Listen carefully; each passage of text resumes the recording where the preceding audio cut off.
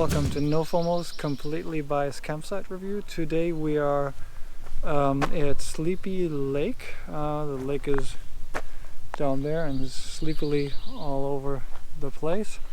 This is in a West Virginia wildlife management area. It'll be in the title, but I don't know. And there's a couple of campgrounds, in air quotes. We're in Piney Creek. What campground means here is basically a place where you can park. Some have improvised fire rings per campground. There's one pit toilet.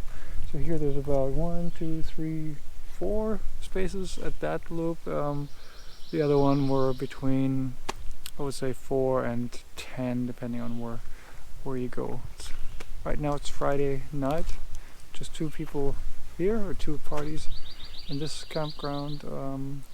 So far we're pretty hyped up that we're in the middle of nature and that it's quiet. It's $10 a night. There's a fee box in the entry, and then we'll see. We'll set up camp now and enjoy the sun setting over West Virginia. So I hope you like this completely biased campsite review.